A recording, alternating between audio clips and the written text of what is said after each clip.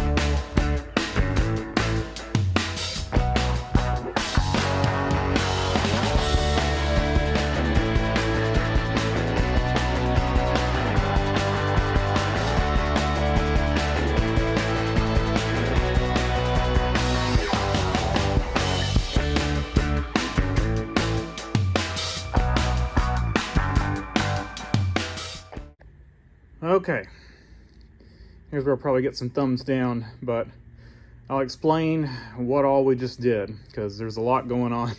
It probably needs some explanation. So I normally, on these gaskets and stuff, if I've got a good surface, a good flat surface, I don't use RTV. I use Permatex #3 Aviation. It's brush on. It's good stuff. It just kind of helps the gasket stick, and you don't end up with gobs of silicone or anything like that. So I like using that stuff. But the water ports, the area around the water ports on this block are not the best. So I decided to go ahead and run some RTV there, just on the block side of the gasket. So I put some RTV around there, and since I did it there, I went ahead and just put a thin coat instead of trying to mix the RTV and the Permatex #3. I figured that the Permatex #3 is probably not gonna treat the RTV very well. So, and I just use black RTV. You could use gray or whatever. Black's what I had. So I just did a thin coat. If you saw me on there, I just super thin coat, a little bit thicker around the water ports, and then everywhere else has Permatex #3. So between the block and the gasket is a thin coat of black RTV, and between the gasket and the timing cover is Permatex #3. So and then between the timing cover, the gasket between the timing cover and the plate, there's a plate that goes in here between the water pump and the timing cover. Do not forget to put that in there. And I replaced that plate when I put the timing cover on and the water pump. So this has got a, when I put all this together originally on this engine, when I got this car back on the road, put a new timing cover because it was corroded through, and a new spacer plate because it was rusted out, and a new water pump because the water pump was bad. So all that's new as of, a couple thousand miles. So we're going back together with it. Now, these bolts that go, these long bolts that go through the timing cover are notorious for seizing in the timing cover. Bad design, Ford. But slather it with anti-seize and they should be fine. And that's what we've done, and we've made a huge mess. Probably should have just painted this water pump silver and we wouldn't see it so bad, but we've got, and I tried to wipe it off, but you can't get too aggressive or it's going to take the paint that I sprayed on this water pump off.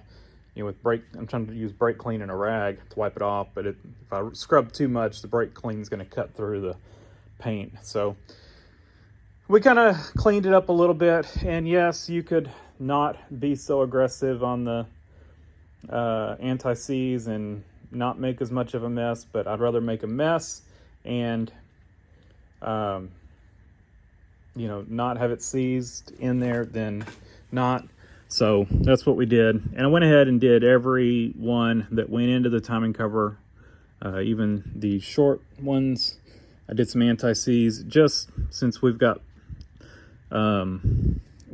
steel bolts in aluminum.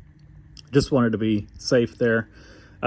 One of these on the water outlet goes through, and I forgot to check before I put it on there to see which one it was. One of them goes through into a water port. It's one of those.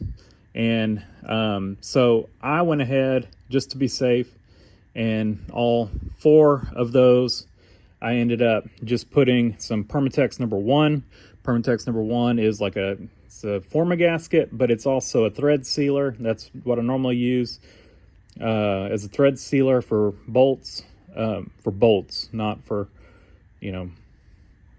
I guess a water outlet or whatever.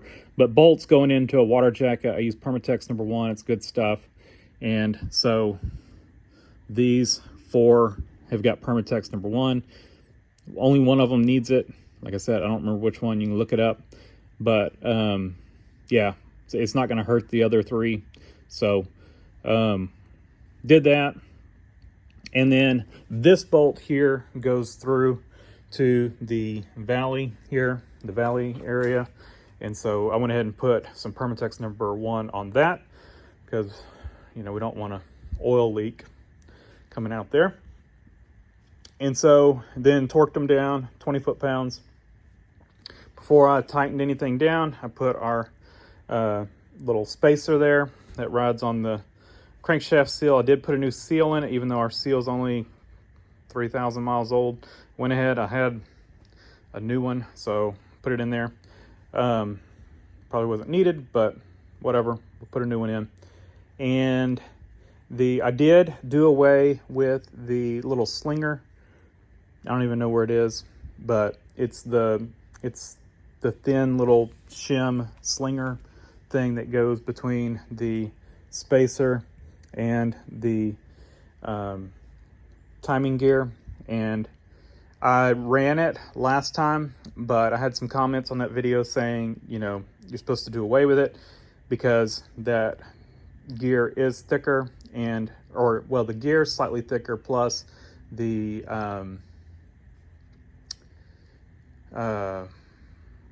chain is wider, and what can happen is that slinger get into the chain. Now I checked mine and I had plenty of clearance, and I ran this thing for 3,000 miles with it, but it's not needed on here. That was to sling oil on that nylon gear set. The double roller chain doesn't need it from what I've read, and everybody says to get rid of it, so we did. So that is gone, and they say to put some silicone on the inside of the spacer so you don't end up with oil. That slinger also helps sling oil away from there, and so sometimes when you get rid of it, you can have oil seep between the crank and the spacer. And so they said just, smear some RTV in that spacer when you slide it on, and that's what I did. And I just tapped it all the way on to make sure it was all the way on. And then, of course, that helps center your seal, and then we were able to tighten our bolts down. So make sure you leave them loose until you get that started, and make sure that seal is centered. So that's where we are. I felt like I needed to explain a lot of stuff right there. We are ready to, I think, go ahead and flip it over and put our oil pan on. So that's what you're going to see next. And I guess I could put the intake on, but I'd rather just go ahead and put the oil pan on and get the underside. I've been waiting to put the oil pan on till here, and I kind of need to make sure that aftermarket oil pan fits well. And so, yeah, I want to do it in case I need to order another one. Plus, I need to clean the intake manifold, and I'm not ready to do all that yet. So, yep, let me flip it over, and y'all see me. I'm gonna do some testing with the oil pan first, just to make sure everything looks good, make sure the spacing on the pickup looks good, and all that kind of stuff before we, start putting gaskets and oil pan and all that stuff to actually put it on. So we'll do some test fitting, all that kind of stuff. So, all right, continuing on.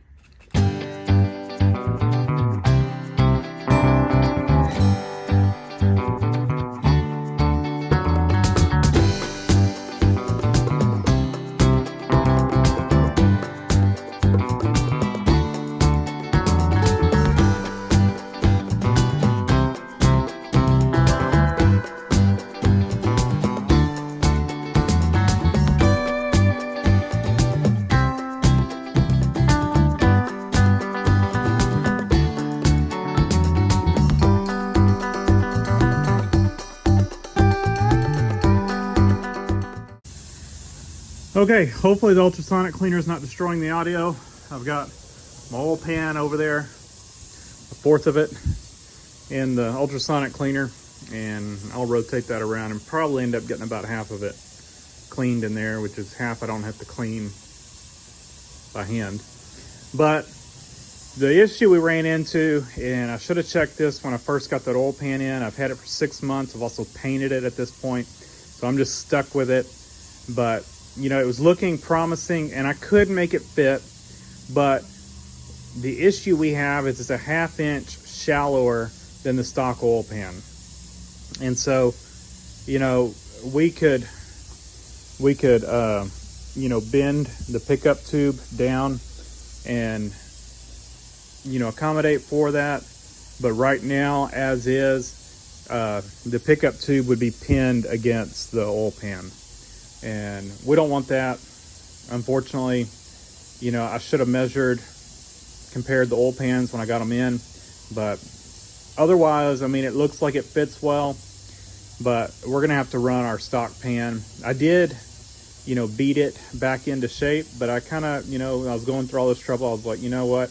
I don't want, an oil pan that doesn't look the best, because it still doesn't look the best after I beat it back into shape. But it is back into shape, and it's some heavy metal. It's definitely a heavier oil pan than our aftermarket one, and I'm sure it'll seal better, and in the long run it's probably better to use it. But I just didn't like that it still kind of doesn't look the best underneath. But whatever, it's not going to work.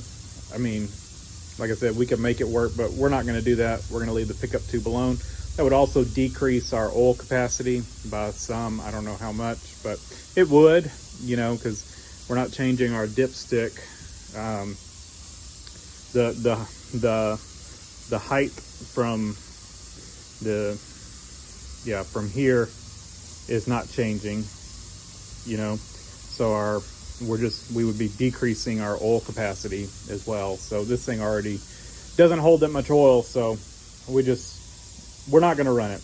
I just don't feel good about running it. So I got to spend some time. We're kind of at a stopping place, I guess. I'm going to have to spend some time, clean up that oil pan, and run it, unfortunately. And like I said, I'm stuck with the one we got. And I even paid extra for what I thought was a better one. And I even paid extra for the melodinized, or whatever that is, coating on it, so that we wouldn't have one that was painted on the inside, because I'm paranoid about paint on the inside of the engine coming off and flaking and stopping up the pickup tube. I think that was a DeBoss Garage video. Was it a Cummins engine that it was an aftermarket oil pan that was painted on the inside, and the paint released and plugged up the pickup tube, destroyed that engine? I think it was. So I am paranoid about, I do not want any paint on the inside of an oil pan. So I went with the melodinized, thinking maybe it's better, you know, won't rust, but it's not going to work, and I'm stuck with it. That's $100 and something down the drain I paid for that thing. So it was a Jegs, if I remember right. Yeah, ordered it from Jegs. I mean, you know, quality wise it seems fine, but it's just not the same as a stock front sump oil pan. It's too shallow, and maybe the Lincoln oil pan is deeper. I have no idea, but whatever, it's not going to work, and we're going to run our stock one. So let me clean it up, and probably will not get back to, I might get the oil pan on today, but we got a lot of cleaning to do. If I would have realized this early on, I could have had this oil pan ready to go. But probably gonna also throw some paint on it. Maybe we'll throw paint on it after it's on. I don't know. But yeah, I mean, it's really rusty, so it definitely needs paint. So anyway, we'll continue on, I guess, when I get done with the oil pan. And this is that oil pan. I mean, it seems good quality, you know, it's made well, but it's too shallow, so that's unfortunate. Like I said, we could bend the pickup tube, but at that point we're not going to run it. And I made it look all nice and primered it and painted it, because, you know, I put an etching primer on it because I was afraid, you know, paint wouldn't stick to that melodinized coating or whatever, and it probably still wouldn't stick long term. But anyway, all right, well, that sucks, but I guess we've got to, we'll put it on Marketplace or something. Maybe we'll get a few bucks out of it, who knows. Back at the shop, we've got our cleaned up oil pan, and that's the damage. And that's not a crack or anything, that line, that is just a crease. And I didn't want to get too crazy trying to push it out because I was afraid of cracking it. So that's what we ended up with. Just to quickly show you the inside. And I did take and kind of took a wire wheel and just went over it to make sure there was no like little slivers or anything left from it. But I pushed it out. I tried hammering it out originally, and about 6 months ago when I was working on this, and then I took it and I used my press and pressed it out. This whole area right in here, that's, you can see the circle outline of my jack. And so I pressed it out, and then I fine-tuned it and got the rest of it a little better with you know, a hammer. So wire wheeled all of it, sprayed it with some rust converting paint, and then, because it was pretty rough, I mean, you can see it's got, I mean, we didn't go crazy with trying to make this thing perfect. This one over here looks perfect, but this one does not, but it's under the car. It looks much better than it did. I did bump it when I was walking into the shop, and I left the paint at my house. So, but we can touch that up once we get it installed, and just do a little psst and get rid of that. But it will probably get scuffed up and stuff as we install it anyway in the car. But yeah, I mean, it is what it is. Probably better in the long run that we're running this one anyway. Even if this one would have been the right depth, this one will probably end up more leak free with it. There's definitely a weight difference between the two. This one is it's just thicker, you know. I don't know how well you can tell on camera, but it is noticeably thicker. Let me get the block ready and we will go ahead and slap this thing on.